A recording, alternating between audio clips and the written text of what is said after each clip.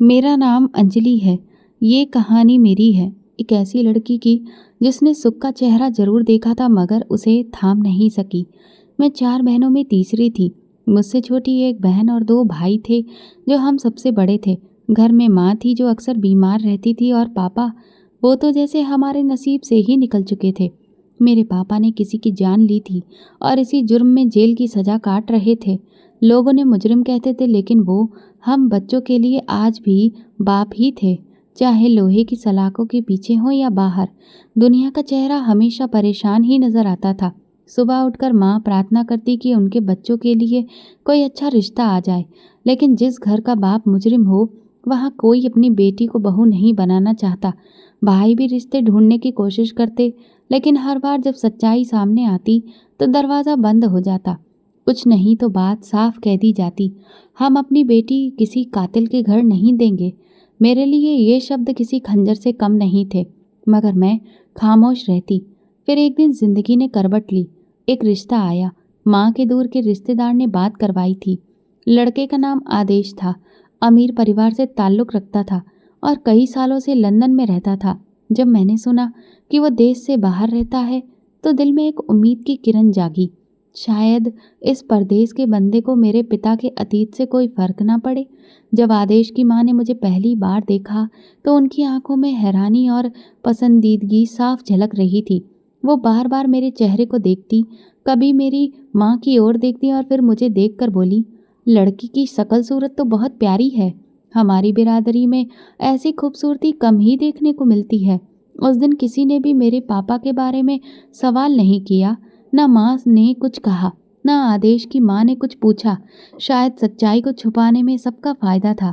हम जानते थे कि एक बार रिश्ता हो जाए तो बाकी सवाल वक्त के साथ दब जाते हैं। आदेश इंडिया लौटा तो शादी में देर नहीं की गई। उनकी माँ कह रही थी, मेरा बेटा 10 साल बाद आया है, उसका दिल लगना चाहिए, उसका घर बसना चाहिए। जब मैंने पहली बार आदेश को देखा तो महसूस हुआ जैसे वक्त ने उनके चेहरे पर कुछ सवाल लिख दिए हों, मगर वो बहुत ही खुशमिजाज स्वभाव के थे। शादी जल्दबाजी में करवाई गई।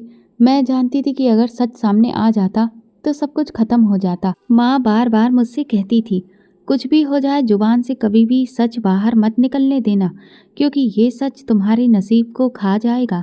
आदेश ने मुझसे कहा, अंजलि, मैं जल्दी वापस लंदन जाना चाहता हूँ, लेकिन तुमसे दूर जाना मुश्किल लग रहा है। मैंने कहा, आप जाएं, बस हमारी बातचीत का सिलसिला टूटने ना देना। उन्होंने वादा किया और वो वादा निभाया। वो हर साल इंडिया आते, कभी होली कभी दिवाली। हर बार मेरे लिए तोहफे, बच्चों के लिए सामान, सास के लिए जेवर, सब कुछ लेकर आते। बस उनके पास वक्त कम होता था, लेकिन उनकी कुछ दिन की मौजूदगी ही घर को रोशन कर देती थी। उनकी वापसी के बाद मैं घर के कामों में फिर व्यस्त हो जाती। सास ज़्यादा बात नहीं करती थी, लेकिन सामने से उन्होंने कभी बदतमीजी भी नहीं की। आदेश ने जाते जाते मेरे लिए कुछ रकम छोड़ी थी। मैंने उससे घर के लिए कुछ चीज़ें खरीदी, पर्दे, बर्तन, बच्चों के लिए नए कपड़े। एक दिन सास ने कहा, तुम्हें इन चीज़ों की क्या ज़रूरत थी? मैंने कहा, माँ जी, घर को संभालने के लिए इन सब चीज़ों की ज़रूरत थी। वो खामोश हो गई, लेकिन नज़र ऐसी डाली जैसे मैंने कोई बहुत बड़ी गलती कर दी हो। आदेश के जाने के बाद कुछ दिन सुस्त और चुपचाप गुजरने लगे। सुबह नाश्ते के बाद बच्चे अपने खिलौनों में लग जाते, मैं घर की सफाई करती, शाम तक सारा घर संभालती, बच्चों को सुलाती, कपड़े धोती। एक रूटीन सा बन गया था। वक्त जैसे पत्थर बन गया था, ना हिलता ना टूटता। एक दिन मैंने आंगन में कपड़े फैलाए थे, हाथ में आदेश का भेजा हुआ नया सूट था जिसे मैंने पहला मौका देखकर पहना था। सास आंगन में आई और मुझे ऊपर से नीचे देखकर बोली, ये क्या पहन रखा है? तुम्हारे मायके में कभी ऐसे कपड़े पहने हैं किसी ने? मैंने नज़रें झुका ली और नम्रता से कहा, माँ जी, ये तो आदेश ने भेजा था। वो कहते हैं कि मैं अच्छे से रहूं। उन्होंने नाक चढ़ाकर कहा, बस यही कमी रह गई थी, अब पति के पैसों पर फैशन भी शुरू हो गया है। मैं खामोश रही, क्योंकि मुझे पता था कि जवाब देने का कोई फ़ायदा नहीं है। 2 दिन बाद मैंने बच्चों के लिए कुछ चीज़ें मंगवाईं। बेटे को शाम से बुखार था। जब डॉक्टर को दिखाया तो उन्होंने सूप पिलाने को कहा। इसके लिए मैंने थोड़ा सामान मंगवाया। सास ने जब थैली देखी तो चेहरे पर हैरत आ गई। ये सब क्या है? रोज नया खर्च। मैंने कहा, बच्चों को बुखार था, डॉक्टर ने कहा कि ताकत वाली चीज़ें दें। उन्होंने तंज कसते हुए कहा, ये सब डॉक्टर ने कहा है या तुम्हारी ही ख्वाहिश है? मेरे बच्चे जब छोटे थे तो वो नमक के पानी पर पाले गए हैं। मैं चुपचाप सारा सामान किचन में रख आई। शाम को आदेश का फ़ोन आया। उन्होंने कहा, अंजलि, माँ कह रही थी कि तुम बहुत खर्च करती हो, सब चीज़ें मंगवा रही हो। मेरे गले से आवाज़ नहीं निकली। फिर मैंने नरम लहजे में कहा, मैंने कोई फिजूल खर्ची नहीं की है। बच्चे बीमार थे, बस वही ज़रूरी चीज़ें लेनी पड़ी। आदेश ने एक लंबी सांस ली। मैं तुम पर भरोसा करता हूँ, लेकिन माँ कहती है पहले सारे पैसे उनके पास होते थे, अब तुम्हारे पास होते हैं जो कि बचते ही नहीं। मैं परेशान हो जाता हूँ। अगले हफ्ते पैसे नहीं आए। मैं समझी शायद देर हो गई हो, लेकिन जब 2 हफ्ते गुजरे और कुछ नहीं आया तो मुझे शक हुआ। सास से पूछा, माँ जी, आदेश ने पैसे भेजे क्या? सास ने जवाब दिया, अब पैसे मेरे पास आएंगे, जो चाहिए वो मुझसे मांगना। मैंने कहा, लेकिन पहले तो वो मुझे जेब खर्च दिया करते थे। उन्होंने हाथ झटकते हुए कहा, वो तुम्हारा पति है, तुम्हारा बाप नहीं। उसके ऊपर और भी जिम्मेदारियां हैं। अगले दिन जब मैंने बच्चों के लिए दूध मांगा तो कहने लगी, दूध तो खत्म हो गया है, चाय के लिए बचाना पड़ता है। मैंने पूछा, फिर बच्चों के लिए? तो बोली, कल देखूंगी। बच्चे रोए तो मैंने पानी में थोड़ा सा चीनी घोलकर दे दिया। बेटी को चुप करवाते हुए दिल भर आया, लेकिन आंसू पी लिए। इसी दौरान मैंने आदेश से फिर बात की। अब मेरे पास कुछ भी नहीं बचा।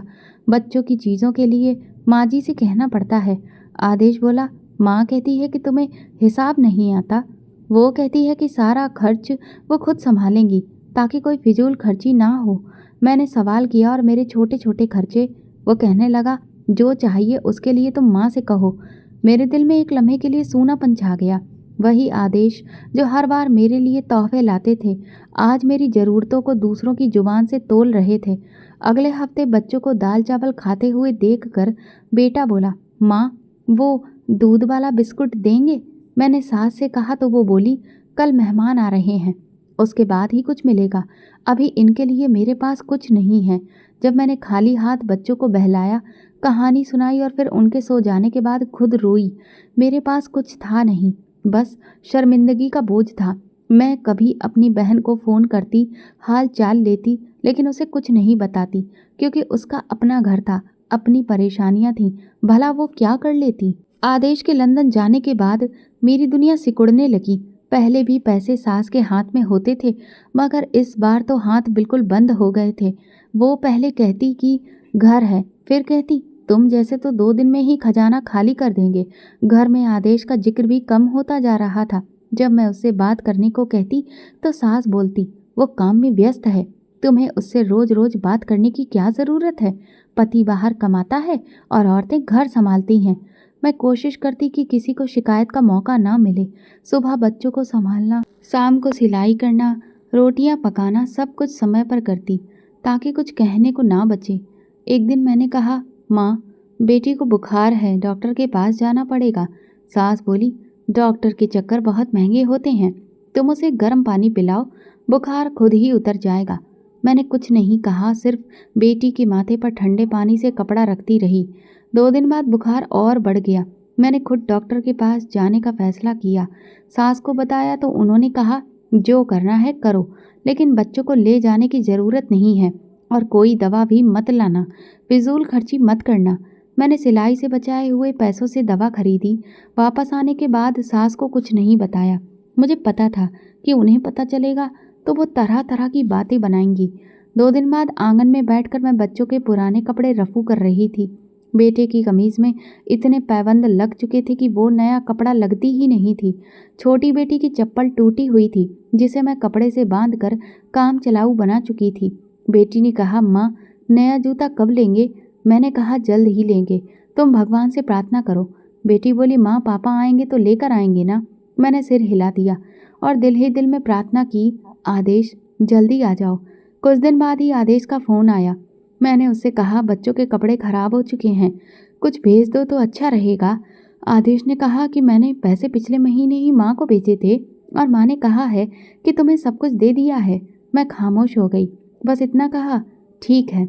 अगले दिन मैंने सास से कहा, बेटे के कपड़े बहुत ख़राब हो गए हैं, कुछ नया लेने की इजाज़त दे दें। वो तंजिया हंसी और बोली, तुम्हारी ख्वाहिशें ख़त्म ही नहीं होती। बच्चा है, गुड़िया नहीं, 2 जोड़ी कपड़ों में ही काम चल जाएगा। कुछ दिन बाद मेहमान आ गए, सास की बहन और उनके बेटे। उनके बच्चों को देखकर मेरे बच्चों ने हसरत से पूछा, माँ, इनके पास इतने अच्छे कपड़े कैसे हैं? मैंने कहा, वो लोग बड़े शहर में रहते हैं, वहाँ चीज़ें सस्ती मिलती हैं। जब सास ने सुना तो बोली, तुम्हारे बच्चे भी सब्र करना सीखें, हर वक्त फरमाइश करते रहते हैं। मेहमानों के लिए मिठाइयाँ, नाश्ते और कई पकवान बनाए गए थे।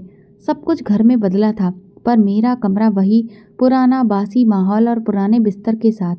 मैं खामोश रही, क्योंकि मैं सीख चुकी थी कि सवाल करने पर दरवाजे बंद हो जाते हैं। एक शाम बेटा भागते हुए आया, माँ, दादी ने अच्छा खाना बनाया है, क्या मुझे मिलेगा?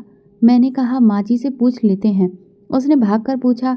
सास ने कहा, ये बड़ों के लिए है, बच्चों के लिए दाल बनाई गई है। बेटा नाराज हो गया। मैंने दाल गरम की और कढ़ाई पनीर की खुशबू छुपाने की कोशिश की। अगले दिन आदेश का वीडियो कॉल आया। मैं मुस्कुराकर बोली, कैसे हो? फिर मैंने बच्चों को वीडियो कॉल पर सामने किया। आदेश ने पूछा, ये इतने कमज़ोर क्यों लग रहे हैं? सब ठीक है ना? मैंने जवाब दिया, हाँ सब ठीक है, बस पढ़ाई में लगे हुए हैं। आदेश ने कहा, मैं जल्दी आने की कोशिश करूँगा। कॉल ख़त्म होने के बाद सास बोली, तुमने आदेश से क्या कहा? उसने मुझे फ़ोन करके पूछा कि बच्चे इतने कमज़ोर क्यों हैं? तुम्हारे मुंह में मीठे बोल हैं, लेकिन दिल में शिकायत भरी हुई है। मैंने कहा, माँ जी, मैंने कुछ भी गलत नहीं कहा, सिर्फ उन्होंने जो पूछा उसी का जवाब दिया। माँ जी कहने लगी, अब तुम झूठ भी बोलोगी? मेरी बर्दाश्त की हद है अंजलि। उस दिन मैंने फैसला किया कि अब मुझे बच्चों के लिए छोटे मोटे काम खुद ही करने हैं। कपड़ों की मरम्मत, सिलाई, यहाँ तक कि चप्पलों पर छोटे कपड़े लगाकर उन्हें इस्तेमाल के काबिल बनाना। आदेश को गए हुए 3 महीने हो चुके थे। दोनों बच्चों की तबीयत कुछ बेहतर थी और मैंने मोहल्ले की एक औरत से कपड़ों की सिलाई का काम लेना शुरू कर दिया था। दिन थोड़ा व्यस्त गुजरने लगा था। कभी किसी बच्चे की फ्रॉक पर फूल बनाती तो कभी किसी पर्दे पर बॉर्डर। जो भी पैसे मिलते वो दूध या दवाई के लिए रख लेती। सास को खबर तक नहीं होने देती थी, क्योंकि वो कहती थी, ये मेरे घर की बागडोर है जो तुम्हारी मर्जी से नहीं चलेगी। एक दिन सुबह का वक्त था, मैं बच्चों को नाश्ता दे रही थी कि तभी दरवाजे पर किसी ने जोर से दस्तक दी। छोटी बहन का पति आया था, उसके हाथ में फ़ोन था। कहने लगा, ये फ़ोन है, तुमसे बात करनी है। मैंने तुरंत फ़ोन कान से लगाया। दूसरी तरफ आदेश के एक दोस्त की आवाज़ थी, जो उनके साथ ही रहता था। उसकी आवाज़ कांप रही थी। कहने लगा, अंजलि, आदेश नहीं रहा। मैंने कहा, क्या मतलब? उसने कहा, आदेश को रात को दिल का दौरा पड़ा था, अस्पताल ले गए मगर बचा नहीं सके। फ़ोन हाथ से गिर गया। मेरी आंखों के सामने अंधेरा छा गया। मैं कुछ लम्हे ज़मीन पर पत्थर की तरह बैठी रही, जैसे मेरे शरीर में जान ही ना हो। बच्चे पास आकर बोले, माँ, क्या हुआ? क्या पापा का फ़ोन आया था? मैंने सच छुपाया और सिर्फ इतना कहा, पापा बहुत दूर चले गए हैं।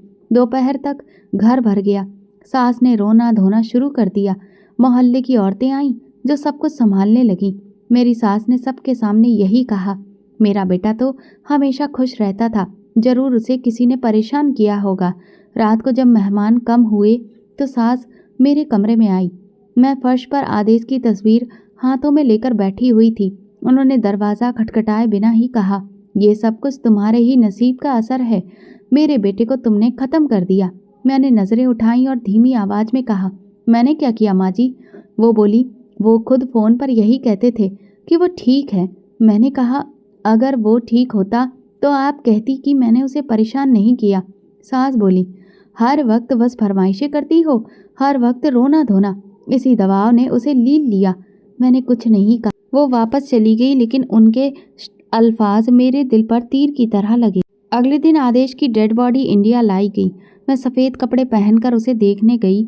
उसका चेहरा बिल्कुल खामोश था। वो आंखें जो मुझसे वादा करती थीं, हमेशा के लिए बंद हो चुकी थीं। लोग आते रहे, दुख जताते रहे, कोई मेरे सिर पर हाथ रखता, कोई दुआएं देता। अगले दिन जब घर खाली हुआ तो मेरी सास ने मुझे अलग बुलाया। कहने लगी, अब तुम यहाँ मेरे रहमो करम पर हो और इसीलिए तुम्हें मेरे उसूलों पर ही चलना होगा। जो मैं कहूँगी वही करना होगा। मैंने कहा, माँ जी, मैं बस इज्जत के साथ अपने बच्चों के साथ रहना चाहती हूँ। वो बोली, इज्जत? तुम्हारे बाप की वजह से हमने वैसे ही तरस खाकर तुम्हें इस घर में रखा था, लेकिन अब तो आदेश भी नहीं रहा। मैं सदमे में खड़ी रह गई। उनकी नज़रों में मेरा कोई वजूद नहीं बचा था। अब वो मुझे आदेश की पत्नी नहीं बल्कि सिर्फ एक बोझ समझती थी। अगले हफ्ते बच्चों के स्कूल खुलने थे। मैंने अपनी सास से कहा, माँ जी, बेटी की कॉपी और बस्ता लेना है। उन्होंने कहा, किताबें तो पुरानी भी चलती हैं, नई लेने की क्या ज़रूरत है। मैंने कहा, पुरानी तो फट गई हैं। इस पर उन्होंने जवाब दिया, मेरी तो राय यही है कि अब बच्चों की पढ़ाई बंद कर दो। तुम्हारे हालात नहीं हैं कि तुम अपने बच्चों को पढ़ा सको। मैंने उनकी बात तो सुनी लेकिन हार नहीं मानी। सिलाई की कमाई से थोड़ा थोड़ा करके बच्चों की कॉपियाँ खरीदी। स्कूल वालों से कहा कि फीस में कुछ मोहलत दे दें, मैं धीरे धीरे इंतजाम कर लूँगी। बच्चों को किसी भी तरह से मैं हंसकर संभालने लगी, लेकिन सास का रवैया दिन ब दिन और ज़्यादा बिगड़ता जा रहा था। अगर जरा सी भी खाने में देर हो जाती तो कहती, तुम बहाने बहाने से खाने पर रोक लगाती हो, जैसे कि हमने तुम्हें पालने का ठेका लिया है। बच्चे मेरे पास ही खेल रहे थे, तभी सास की आवाज़ आई, दाल बच गई है, बच्चों को वही दे देना। पनीर की सब्जी मेहमानों के लिए है, तुम्हारे बच्चों की कोई औकात नहीं है कि वो ये सब्जी खाएं। मैंने कहा, माँ जी, ये आदेश के भी बच्चे हैं। तो वो चिल्लाकर बोली, नहीं, ये मेरे बेटे के नहीं बल्कि तुम्हारी मनुसियत की निशानी है। ये सुनकर मेरा बेटा पास आ गया और पूछने लगा, माँ, दादी हमें क्यों नहीं चाहती। मैंने उसे गले लगाकर कहा, नहीं बेटा, वो सिर्फ थक गई हैं, तुम फिक्र मत करो। उन दिनों मुझे ऐसा लगने लगा जैसे मेरे और बच्चों के लिए उस घर में सिर्फ हवा ही बाकी रह गई थी, वो भी बहुत ही कम। आदेश के जाने के बाद मेरी सास के दिल में मेरे लिए वो नरमी भी खत्म हो चुकी थी। उनकी आंखों में सिर्फ ताना था और जुबान पर सिर्फ इल्जाम। अगर बच्चे रो देते तो कहती, इनका रोना तो फितरत बनती जा रही है, जैसी माँ है वैसी ही औलाद है। मैंने सुनना छोड़ दिया था, लेकिन बच्चे छोटे थे, उन्हें हर बात समझ में नहीं आती थी, बस महसूस होती थी। मेरी बेटी अक्सर रात को मेरे गले लगकर कहती, माँ, दादी मुझे प्यार क्यों नहीं करती। मैं जवाब में सिर्फ सिर हिला देती, वो बस थकी हुई हैं, इसलिए गुस्से में रहती हैं। धीरे धीरे दिवाली का त्यौहार आ रहा था। मोहल्ले के हर घर में तैयारियां हो रही थी, बाजारों में चहल पहल थी। मेरे बच्चे भी हर गुजरते दिन के साथ बेचैनी से कपड़ों की बातें करते थे। बेटे ने कहा, इस बार मैं दिवाली पर नीला कुर्ता पहनूंगा, जैसा मेरे लिए पापा लाते थे। मैंने सिर हिलाया, लेकिन अच्छे से जानती थी कि शायद वो नीला कुर्ता सिर्फ एक सपना बनकर रह जाएगा।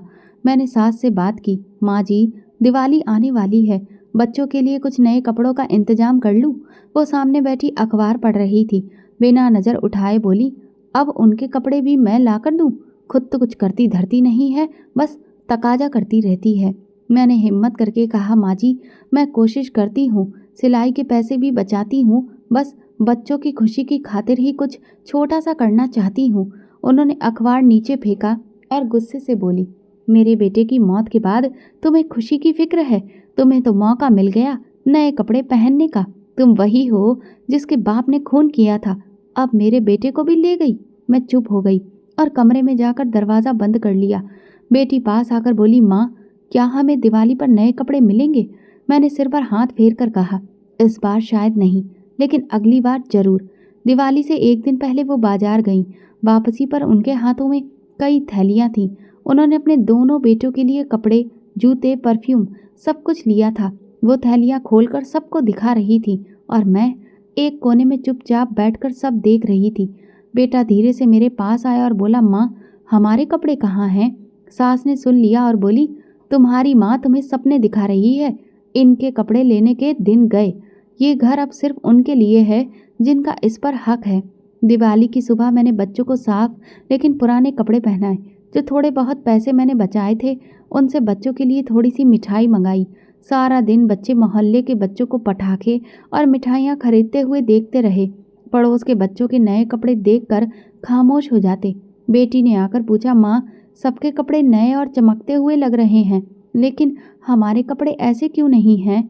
मैंने उसके हाथ में एक चमकता हुआ क्लिप रखा जो पुराने जेवर के टूटे हुए हिस्से से बनाया था और कहा, ये देखो, तुम्हारे बालों में सूरज चमकेगा। वो हंसने लगी, लेकिन मेरी हंसी लौट नहीं सकी।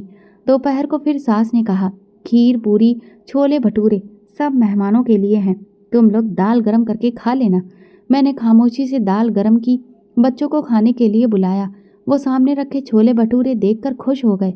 इस पर सास तुरंत बोली, छोले भटूरे की तरफ देखना भी मत, तुम्हारी औकात बस दाल तक ही है। मैंने विनती की, माँ जी कम से कम 2 टुकड़े ही दे दीजिए, वो जिद कर रहे हैं। वो कहने लगी, 2 टुकड़े खाएंगे? अपने हिस्से की दाल लेकर जाओ और चुपचाप बैठ जाओ। मेरा बेटा स्वादिष्ट खाने से सजी प्लेट की ओर बढ़ा तो सास ने उसका हाथ पकड़कर झटक दिया। वो रोने लगा और बोला, अगर पापा होते तो वो हमें ये सारा अच्छा अच्छा खाना खिलाते। मैंने उसे गोद में लिया, सुलगते दिल से चुप करवाने की कोशिश की, लेकिन उस दिन मेरी जुबान से सिर्फ लोरी निकली, कोई वादा नहीं। शाम को सास ने मेहमान बुलाए। किचन में अच्छे खाने की खुशबू फैली हुई थी। मैंने बच्चों को अंदर बिठा लिया ताकि वे बार बार दरवाजे पर ना जाएं, लेकिन बेटा मेरी गोद से निकलकर बाहर जा बैठा। कुछ देर बाद शोर मचा तो जाकर देखा, सास ने बेटे का कान कसकर पकड़ रखा था। मेरी मेहमान की प्लेट से मिठाई का टुकड़ा उठाया। क्या तुझे तमीज़ नहीं सिखाई गई है? मैंने बेटे को छुड़ाया और कहा, बच्चा है, भूखा था, इसीलिए ऐसा किया। उन्होंने कहा, भूख सिखाती है या चोरी? तुम्हारी परवरिश वैसी ही है जैसी कि तुम खुद हो। मैं बच्चों को उठाकर अंदर चली गई। उसकी आंखों में उस वक्त सिर्फ एक ही सवाल था, माँ क्या हम लोग वाकई में इतने बुरे हैं? मैंने कोई जवाब नहीं दिया, क्योंकि मैं सिर्फ इतना जानती थी कि मेरे बच्चों की ख्वाहिशें अब मर चुकी थीं और मैं उनके साथ जीना सीख चुकी थी। लेकिन उनके सामने हर दिन हाथ फैलाते जा रहे थे।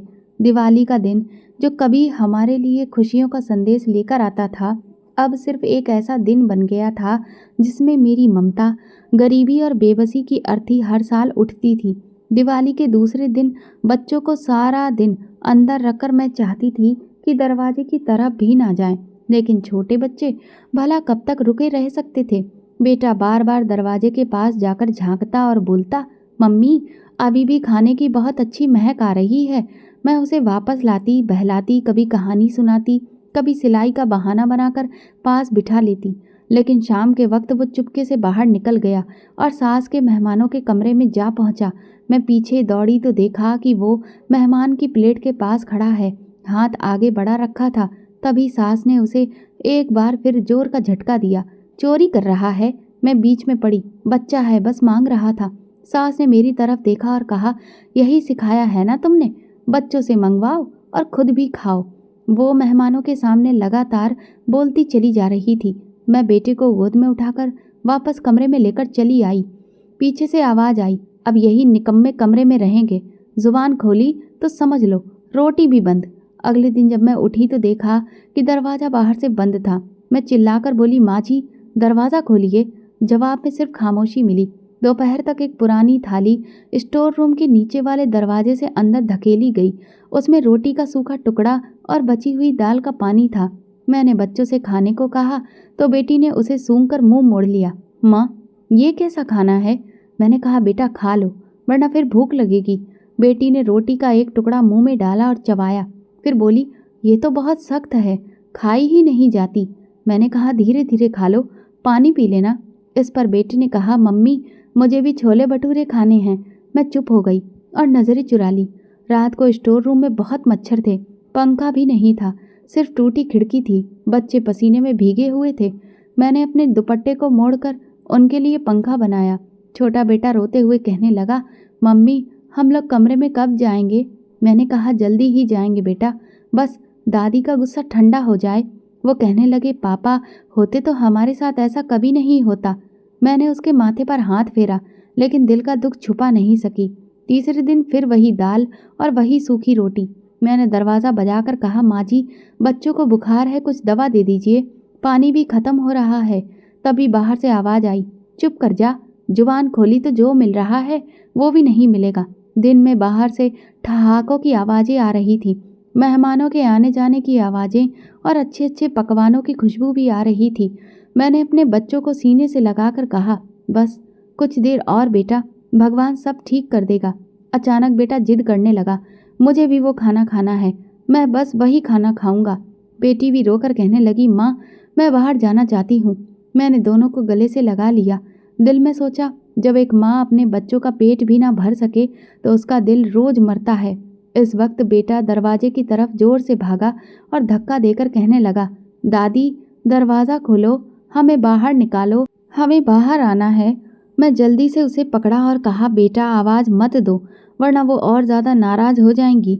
शाम को सास आई, दरवाज़ा खोलकर अंदर झाँका। उनके हाथ में एक और थाली थी, इस बार सिर्फ आधी रोटी।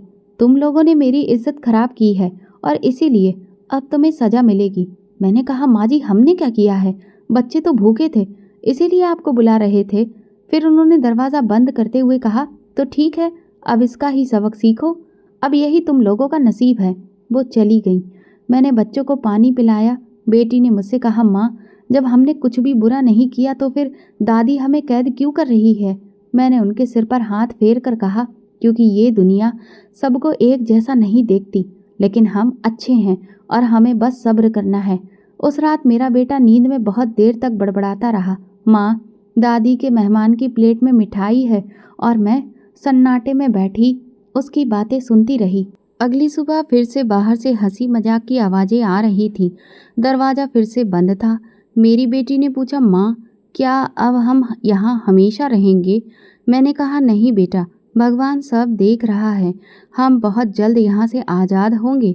मैं खुद से भी बार बार यही कहती, ये सब वक्त की बात है, धीरे धीरे ये वक्त भी गुजर जाएगा, ये जुल्म है रुकेगा नहीं। स्टोर रूम की दीवारों पर मिट्टी के निशान बन चुके थे। बच्चों ने खेल खेल में उन पर अजीब तरह की शक्लें बना दी थीं। बेटी ने अपनी बनाई हुई पेंटिंग दिखाकर कहा, मम्मी ये दिल में आप हो और ये मैं हूँ। मैंने कहा, तुमने बहुत खूबसूरत दिल बनाया है, बस इसी तरह से खुश रहकर एक दिन हम यहाँ से बाहर जाएंगे। उस लम्हे मुझे ऐसा लगा कि ये छोटा सा दिल मिट्टी का नहीं बल्कि उम्मीद से बना हो, और शायद ये कैद अब बहुत दिनों तक चलने वाली नहीं। चौथे दिन स्टोर रूम का दरवाज़ा खुला तो सास की आवाज़ आई, आज तुम लोग बाहर रह सकते हो, लेकिन अपनी शक्ल किसी को भी मत दिखाना, दावत है, लोग आएंगे। मैंने पूछा, माँ जी बच्चों को साफ कपड़े दे दीजिए। वो पलट कर बोली, जैसे इतने दिन बैठे थे वैसे ही चुपचाप बैठे रहो। मैंने पुराने कपड़े धोकर सुखाए और फिर बच्चों को वही पहना दिए। मैंने बच्चों को समझाया, चुपचाप रहना, किसी से कुछ भी मत मांगना, क्या हमें भी आज खाने को मिलेगा। बच्चों ने कहा। मैंने नज़र चुराकर कहा, देखते हैं बेटा, लेकिन फ़िलहाल तुम लोग मेरे साथ ही रहो। दोपहर तक पूरा घर भर गया। मोहल्ले वाले, रिश्तेदार सब लोग आ गए। किचन में तरह तरह की सब्जियां बन रही थीं, रोटियां लगाई जा रही थीं और आंगन में बैठक लगाई गई थी। सास भी मेहमानों को देख रही थी। उनके छोटे बेटे आस पास खड़े होकर हिदायतें दे रहे थे। मैं खुद को कोने में समेट कर बच्चों को अपने पास बिठा लिया। बेटा बार बार सब्जी की खुशबू सूंघकर मेरी तरफ देखता, लेकिन फिर कुछ भी नहीं कहता। बेटी नींद से आंखें मसल रही थी। जब खाना लगने लगा तो सास ने अपनी बहू से कहा, उनके लिए अलग रखना, ये ना हो कि मेहमान नाराज हो जाएं। मैंने किसी से कुछ भी नहीं कहा, बस बच्चों को एक तरफ आंगन में बिठाकर खुद मेहमानों के जूते सीधे करने लगी। मेहमान खाने में व्यस्त थे कि तभी अचानक शोर हुआ। मैंने पलटकर देखा, मेरा बेटा मेहमानों के खाने के करीब पहुंच गया था और थोड़ा खाने की कोशिश कर रहा था। तभी मेरी सास ने उसे एक थप्पड़ लगा दिया और बोली, बदतमीज कहीं का, इसे किसी ने तमीज़ नहीं सिखाई। फिर अचानक उसकी बाह जोर से झटक कर उसे धक्का दिया। अब मैं इसे तमीज़ सिखाऊंगी। मैं भागते हुए पहुंची और उनसे कहा, माँ जी इसे छोड़ दीजिए, बच्चा है, कुछ भी नहीं समझता।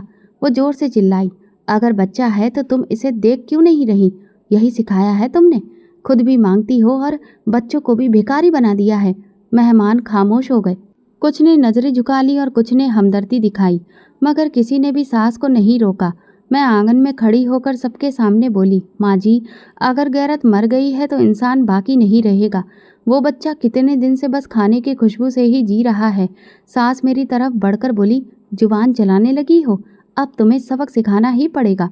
तभी एक मर्दाना आवाज़ आई, बस करिए भाभी। मैंने पीछे देखा तो आदेश के चाचा खड़े थे, वही जिनके सामने मेरे बेटे ने प्लेट से मिठाई उठाई थी। वो आगे बढ़े और बोले, ये हरकत एक बच्चे ने की थी, उसे भूख लगी थी, आपने उसकी माँ की बेइज्जती की है, जो सब कुछ सहकर भी खामोश रही। सास ने नाराज़गी से कहा, ये मेरा घर है, मैं जैसे चाहूँ सिखाऊं। वो आगे बढ़कर मेरे बेटे को थपथपाते हुए बोले, ये बच्चा है, चोर नहीं। आपके अपने बेटों ने बचपन में क्या नहीं किया। लेकिन तब कोई कुछ नहीं बोला। मैंने सास की तरफ देखा, वो खामोश थी, मगर उनके चेहरे पर गुस्सा साफ दिखाई दे रहा था। दावत खत्म हुई, मेहमान चले गए। मैंने बेटे को पानी पिलाया और चुपके से अंदर ले गई। रात को सास आई और धमकी दी, तूने मुझे सबके सामने शर्मिंदा किया, अब तुझे सबक सिखाना बाकी है। मैंने धीरे से कहा, माँ जी, शर्मिंदा तो वो होता है जो दूसरों के बच्चों को भूखा रखे। आपने तो अपना दिल बहुत बड़ा कर लिया है। उन्होंने हाथ उठाया, लेकिन फिर कुछ सोचकर रुक गई और वापस चली गई। अगली सुबह आदेश के चाचा दोबारा आए। बोले, बेटी, मैं तुम्हारी हालत देख चुका हूँ, अब और ज़्यादा चुप नहीं रह सकता। मैंने नज़रें झुका ली और कहा, चाचा, मैं बस अपने बच्चों के सिर पर छत चाहती हूँ, किसी पर बोझ नहीं बनना चाहती। वो बोले, बोझ तो बे होते हैं जो हक जताते हैं, जबकि तुम्हारा हक तुमसे छीना जा रहा है। मैं तुम्हारे साथ हूँ। मैंने उनकी आंखों में पहली बार अपनापन देखा। वो कहने लगे, मैं कल शाम फिर आऊँगा, इसीलिए तैयार रहना, अब चुप नहीं रहना होगा। मैंने सिर हिलाया और दिल में इरादा किया कि अब चुप नहीं रहूँगी, अब फैसला होगा, क्योंकि बात मेरे बच्चों के भविष्य की थी। चाचा के जाने के बाद घर में सन्नाटा था, लेकिन सास का चेहरा और भी ज़्यादा तनाव में दिख रहा था। उन्होंने रात का खाना खामोशी से खाया, ना मुझसे कोई बात की, ना बच्चों से। मैंने दिल ही दिल में महसूस किया कि कोई तूफान आने वाला है। अगले दिन सुबह नाश्ते के वक्त मैंने उनसे पूछा, माँ जी, बच्चों के लिए दूध लेना है, थोड़ा पैसा दे दीजिए। उन्होंने मेरी तरफ देखा और बोली, यहाँ पर मांगने का सिलसिला बंद कर दो, तुम्हें पालने का बोझ मैं कब तक उठाऊं। मैंने नरमी से कहा, माँ जी, ये आदेश के बच्चे हैं, उनका हक है यहाँ पर। उन्होंने मेरा हाथ झटकते हुए कहा, बस करो, आदेश का नाम मत लिया करो, वो तुम्हारा पति था, मेरा बेटा नहीं। तुम्हें तो पहले ही तरस खाकर रखा हुआ था। ये पहली बार था जब उन्होंने खुलकर बताया कि आदेश उनका सगा बेटा नहीं था। मेरे लिए ये बात बहुत ज़्यादा हैरान करने वाली थी। मैंने उनसे पूछा, क्या मतलब, क्या आदेश आपका बेटा नहीं था? उन्होंने पलटकर कहा, नहीं, वो मेरे पति की पहली पत्नी का बेटा था। मैंने बस अपने बच्चों का हक बचाने के लिए ही तुम्हें बर्दाश्त किया, लेकिन अब वक्त आ गया है कि तुम इस घर से चली जाओ। मैं तो सदमे में खड़ी रह गई। बेटी मेरी साड़ी का पल्लू खींच रही थी, कहने लगी, रोटी मिलेगी आज? मैंने सास से फिर गुजारिश की, माँ जी, कहाँ जाऊँगी मैं, कोई सहारा नहीं है, मायके की हालत तो आप जानती हैं, भाई मुझे नहीं रखेंगे। उन्होंने दरवाज़ा खोलते हुए कहा, वो तुम्हारी मुसीबत है, अब ये घर तुम्हारे लिए नहीं है। मैं बच्चों को जूते पहनाए, खुद को एक साड़ी से ढका और बाहर आ गई। साथ में दरवाज़ा बंद कर लिया गया। बेटे ने पूछा, माँ, हम लोग कहाँ जा रहे हैं? मैंने कहा, पहले चलो, थोड़ी देर किसी पेड़ की छाँव में बैठते हैं, फिर सोचते हैं। मैं कोने में आकर बैठ गई। धूप तेज थी और ज़मीन गर्म। बेटी बार बार उठकर सड़क की तरफ देखती। मम्मी, क्या पापा हमें लेने आएंगे? मैंने कहा, नहीं बेटा, अब हम खुद ही अपनी जगह तलाश करेंगे। दोपहर ढलने लगी, किसी ने पीने के लिए पानी तक को भी नहीं पूछा। बच्चे बेचारे निडाल हो गए। मैंने पेड़ के नीचे ही चादर बिछाई और बच्चों को वहीं लिटा दिया। बेटी का हाथ पकड़कर कहा, हे भगवान, मैं बहुत सब्र कर चुकी हूँ, अब मुझे तुम्हारा इंसाफ चाहिए। मेरे आंसू बहते रहे। मैंने किसी से कुछ नहीं कहा, किसी को आवाज़ नहीं दी, बस चुपचाप ज़मीन पर बैठी रही, जैसे ये मिट्टी ही मेरा आखिरी शहर हो। शाम को वही चाचा वहाँ आ गए। शायद उन्हें किसी ने खबर दी थी। मुझे देखकर हैरान हो गए और पूछा, बेटी, तुम यहाँ क्या कर रही हो? मैंने खामोशी से देखा और कुछ नहीं बोला। उन्होंने बच्चों को देखा जो ज़मीन पर सिसक रहे थे, फिर गुस्से से बोले, अब तो बात करनी ही पड़ेगी, ये इंसानियत नहीं है। मैंने आहिस्ता से कहा, अब जाने दीजिए। उन्होंने दरवाज़ा भी बंद कर दिया है और दिल भी। वो बोले, नहीं, लेकिन मैं तुम्हें यूं सड़कों पर भटकने के लिए नहीं छोड़ सकता। मैं थोड़ी हिचकिचाते हुए बोली, चाचा, मैं आप पर बोझ नहीं बनना चाहती। तो वो बोले, तुम बोझ नहीं हो, तुम मजबूर हो, और मजबूर को अकेला छोड़ देना गुनाह होता है। उन्होंने बच्चों को उठाया और अपने घर ले आए। उनकी बीवी ने हमें पानी पिलाया, खाना खिलाया और बोली, बेटी, अब ये घर तुम्हारा भी है। मैंने उनकी आंखों में वो रोशनी देखी जो अपने घर में बरसों में नहीं देखी थी। उसी रात मैंने अपने बेटे को सीने से लगाकर कहा, अब हम नई जिंदगी शुरू करेंगे, वो जिंदगी जो तुम्हारे लिए तुम्हारी माँ के हक की होगी। बेटी ने आहिस्ता से पूछा, माँ, अब हम कभी पापा के घर जा सकेंगे? मैंने कहा, हाँ बेटा, जाएंगे, लेकिन तब जब हम अपना हक लेकर जाएंगे। अब इंसाफ की लड़ाई शुरू हो चुकी है। मैंने मन में ठान लिया था कि अब मैं अपना हक लेकर ही रहूंगी। चाचा के घर आए 2 दिन हो चुके थे। नया कमरा दिया, नए बिस्तर दिए और बच्चों को नए कपड़े दिलवाए, बच्चों को वो जिंदगी मिली जिसके लिए मैं बरसों से तरस गई थी। मैं बस यही सोचती रही कि क्या यही इज्जत थी जिसके लिए मैं बरसों से तरस रही थी। एक दिन नाश्ते के बाद चाचा मेरे पास आए और बोले, बेटी तुमने बहुत बर्दाश्त किया, लेकिन अब और बर्दाश्त नहीं करना है, तुम्हें इंसाफ के लिए खड़ा होना है। मैंने नज़रें झुका ली। मैं अकेली औरत 3 बच्चों के सहारे लड़ूं? उन्होंने नरमी से कहा, तुम अकेली नहीं हो, आदेश भी मेरा खून था। मैं अपनी भाभी के जुल्म का हिस्सा नहीं बन सकता। तो भला अब मैं क्या करूं? अदालत में केस कर सकते हैं, क्यों नहीं? तुम आदेश की विधवा हो, उसके बच्चों की माँ हो। जो हक तुमसे छीना गया है वो कानून दिलाएगा, बस तुम हौसला रखो। उसी शाम चाचा शहर के वकील के साथ आए। वकील ने कागज देखे और कहा, आपके सारे कागज ठीक हैं। आपकी सास ने आपको घर से निकालकर कानूनन जुर्म किया है, अब उन्हें सख्त सजा मिलेगी। घर आदेश के नाम पर था और अब वो आपके अधिकार में आएगा। दिल में डर भी था, लेकिन उम्मीद इस डर पर भारी थी। वकील ने कहा, हम अदालत में अपील कर सकते हैं और एक स्टे ऑर्डर ले सकते हैं जिससे वे ना घर को बेच सकें और ना रकम निकाल सकें। चाचा ने मुझसे इजाज़त मांगी और कहा, बेटी मैं इस इंसाफ की लड़ाई को लड़ूंगा, क्या तुम मेरे साथ हो? बच्चों के लिए हर कदम पर आपके साथ हूँ। अगले दिन हम अदालत पहुँचे। पहली बार कचहरी के दरवाजे देखे। एक तरफ दिल धड़क रहा था, दूसरी तरफ बच्चों के चेहरे सामने आ रहे थे। चाचा ने कहा, बस सब्र रखना, सच्चाई खुद बोलती है। वकील ने अदालत में अपील की और अपील में कहा कि अंजलि को घर से निकालना गैर कानूनी है, क्योंकि आदेश की मौत के बाद इस घर पर उसका और उसके बच्चों का ही अधिकार है। जज ने तुरंत ही नोटिस जारी करने का हुक्म दिया और कोई भी जायदाद बेचने या रकम निकालने पर रोक लगा दी। जब हम लोग अदालत से निकले तो चाचा ने कहा, बेटी पहला कदम पूरा हो गया है, सब कुछ बदल चुका है। चंद दिन खामोशी से गुजरे, कानूनी तौर पर सब कुछ बदल चुका था। सास को खबर मिल चुकी थी कि उनके खिलाफ केस हो चुका है। उनके बेटे शहर में दौड़ धूप कर रहे थे, फ़ोन कॉल्स कर रहे थे, लेकिन कोई उन्हें बचा नहीं पा रहा था। चाचा ने एक दिन कहा, बेटी तुमने ज़िंदगी की सबसे बड़ी जंग शुरू की है, अब पीछे नहीं हटना।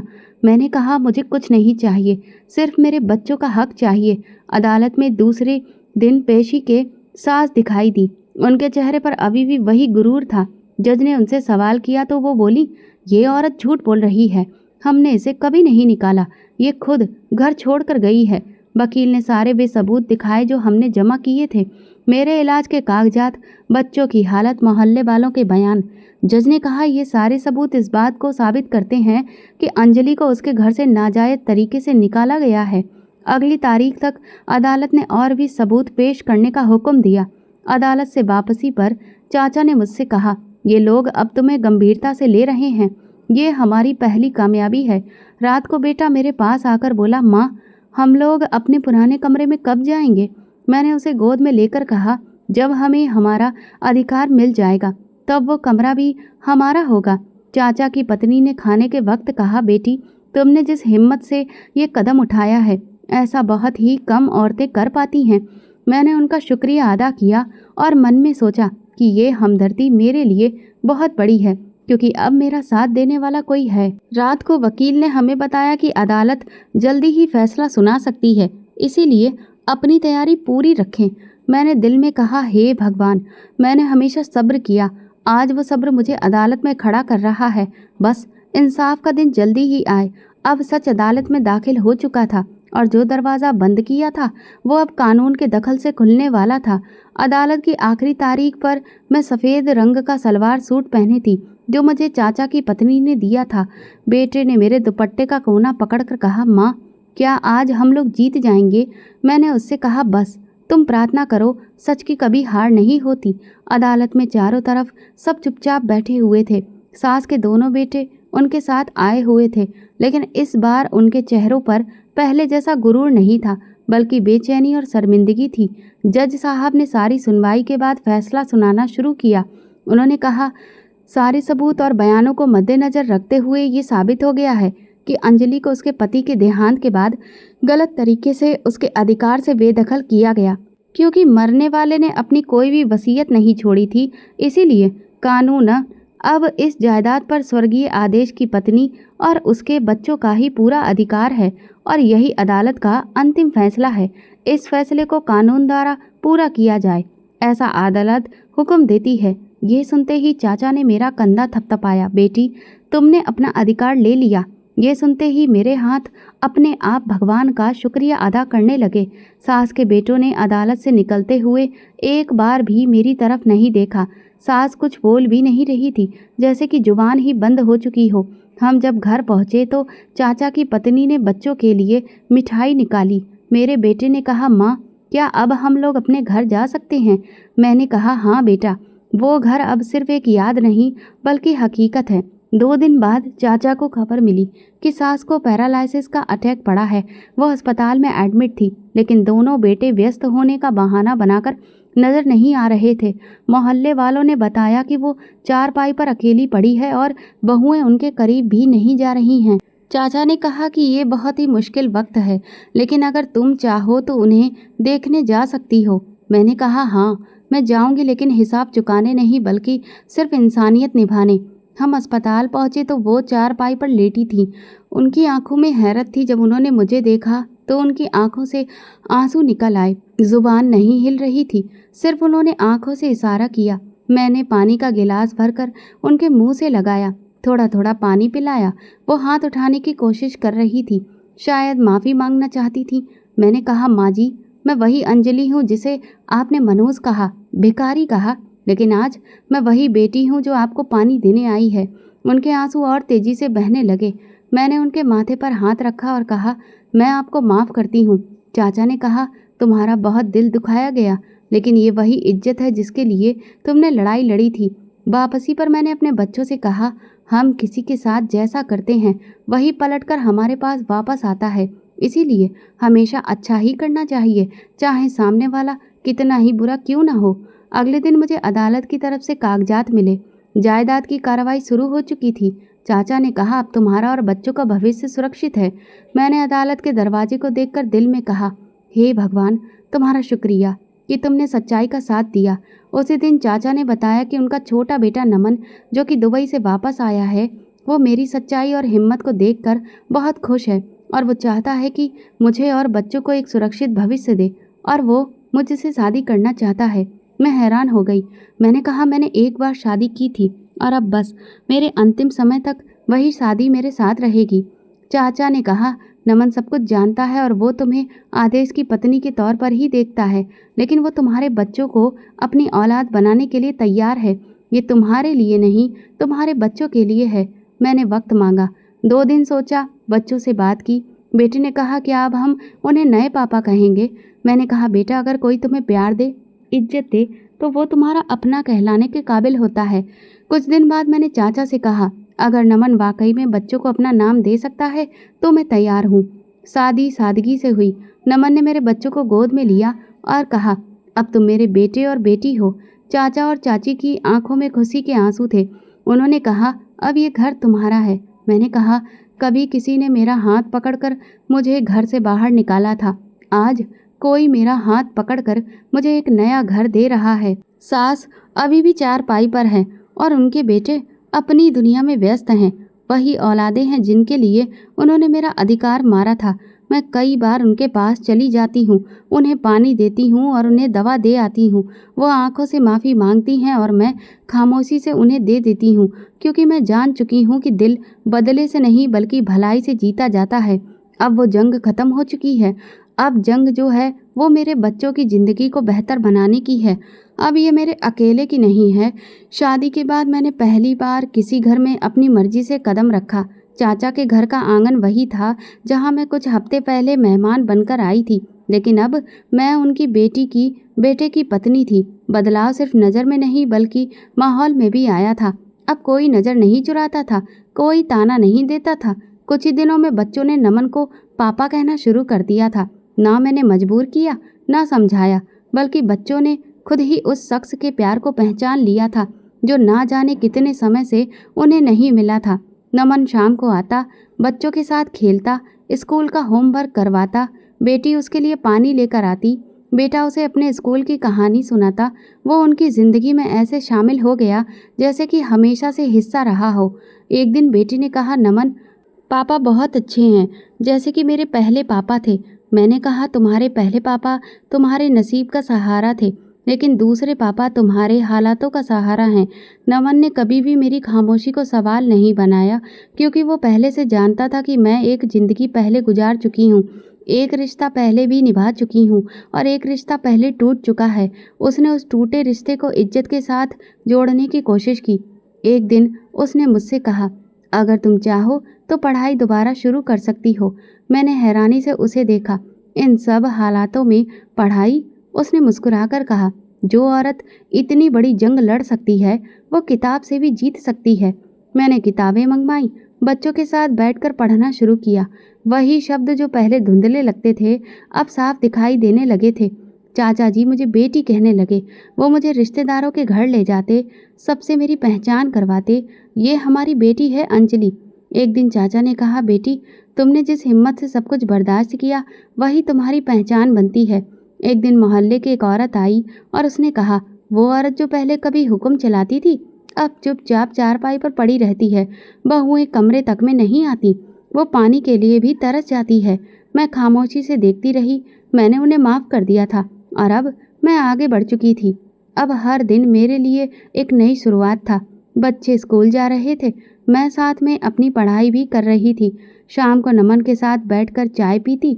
वो मेरे दिन भर की बातें सुनते और कहते, तुमने जितनी मुश्किलें झेली हैं उसके बाद अब तुम्हें सुकून मिलना चाहिए। अब मैं भगवान के आगे बैठकर उनका शुक्रिया अदा करती हूँ कि उन्होंने मेरी सारी प्रार्थनाओं का फल मुझे दे दिया और मैं फ़क्र से कहती हूँ कि मैं कोई मनहूस नहीं थी। मेरे सब्र ने मेरी किस्मत बदली और मेरे हक ने मेरा नाम बदल दिया और आज मैं वो हूँ जो मेरी असली पहचान थी। जुल्म के अंधेरे कितने ही गहरे क्यों ना हो, सब्र की रोशनी सच्चाई का रास्ता दिखा ही देती है। जो दूसरों का हक मारते हैं वो अंजाम में खुद दूसरों के रहमो करम पर जिंदगी भर रह जाते हैं। तो दोस्तों, अगर आपको हमारी कहानी पसंद आई हो तो कमेंट करके ज़रूर बताइए। वीडियो को लाइक करें और ज़्यादा से ज़्यादा शेयर करें। अगर आप चैनल पर नए हैं तो सब्सक्राइब ज़रूर करें और नोटिफिकेशन बेल दबाएं ताकि अगली अपडेट सबसे पहले आपको मिले। धन्यवाद।